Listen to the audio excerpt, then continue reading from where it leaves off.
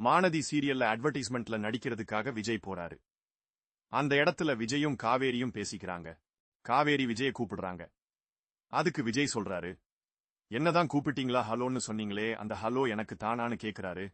அதுக்கு காவேரி கேக்குறாங்க, நீங்க என்ன எனக்கு பேர் எல்லாம் வச்சிட்டு இருக்கீங்க, எதுக்கு சிரிக்கிறீங்க? உள்ள போய் இந்த தெர்மாகோல் பிடிக்கிறத போயிட்டு செய்யு விஜயும் சொல்லிட்டு இருக்காரு. அப்போ காவேரி சொல்றாங்க, எதுவுமே சரியில்லை, இந்த மாதிரி எல்லாம் நீங்க பண்ணிட்டு இருக்கிறது எனக்கு ஒரு மாதிரி இருக்கு. நான் ஏதாச்சும் சொன்னா உனக்கு அதுல என்ன பிரச்சனை, யாரோ எவரோனா இருக்கும், நல்லா யோசிச்சு பாரு, உனக்கே இதெல்லாம் லூசுத்தனமா தெரியலன்னு விஜய் கேக்குறாரு. லூசுத்தனம் மாதிரி தான் தெரியுது, நீங்க என்ன பண்ணணும்ன்றீங்க?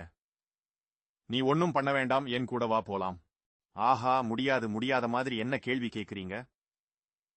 இப்படியே பண்ணிட்டு இருந்தா அப்புறம் உங்களை இறங்கி வந்து பொலைட்டா பேச வந்தப்போ அவங்க காது கொடுத்து கூட கேட்க மாட்டேன். என் பொண்டாட்டியை ஏன் கூட கூட்டிட்டு போக எனக்கு தெரிஞ்ச வழியில நான் ட்ரை பண்றேன். இது தப்பு, உங்க அம்மாவை எப்படி சமாதானப்படுத்த முடியும்னு நீ எனக்கு சொல்லிக் கொடு, நான் அதை ஃபாலோ பண்றேன்.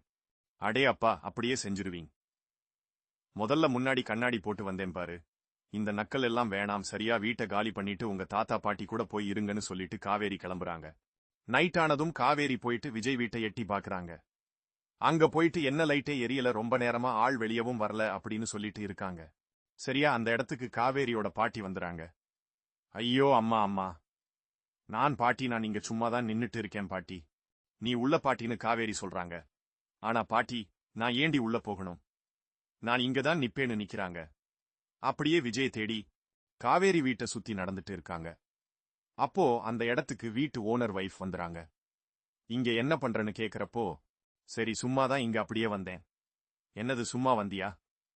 எங்க வீட்டு பூச்செடி வச்சுக்கலாமான்னு கேக்குறாங்க.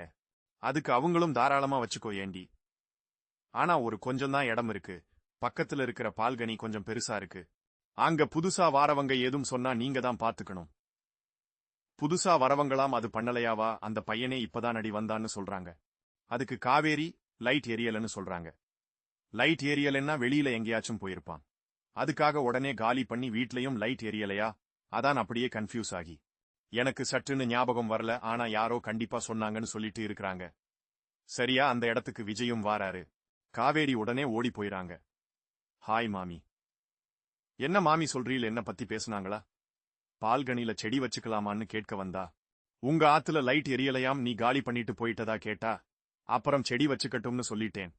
உங்க ஆத்துல நீ வைக்கிறதா இருந்தாலும் வச்சுக்கோன்னு சொல்லிட்டு அவங்க கிளம்புறாங்க.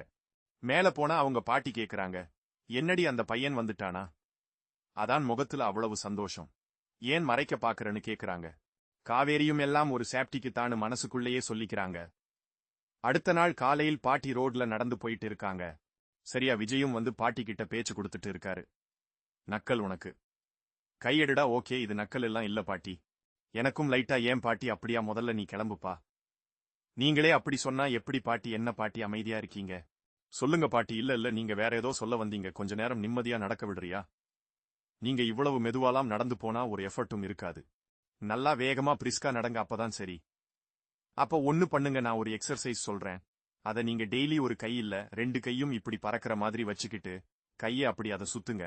அப்படி நைஸா பேசி உன் பேச்ச என்ன கேட்க வச்சுட்ட நீ, சொல்றதெல்லாம் நான் கேட்க மாட்டேன்னு சொல்றாங்க. சரியா அந்த இடத்துக்கு குமரனும் வாராரு. பாட்டி இத மனசுக்குள்ள நினைச்சுக்கிறாங்க, ஐயையோ இவன் வேற பாத்துட்டானே. என்ன அம்மாச்சுன்னு குமரன் கேக்குறாரு. ஒண்ணும் இல்லையேன்னு அவங்க சொல்றாங்க. அம்மாச்சி வேற பாக்குது, அத்தை கிட்ட ஏதாவது போட்டு கொடுத்தாலும் போட்டு கொடுத்துருமேனு குமரனும் விஜய் கிட்ட பேசமா அப்படியே பாட்டிய கூட்டிட்டு போக பார்க்கிறாங்க. நம்ம பைக்ல உட்காரு, நம்ம வீட்டுக்கு போலாம்.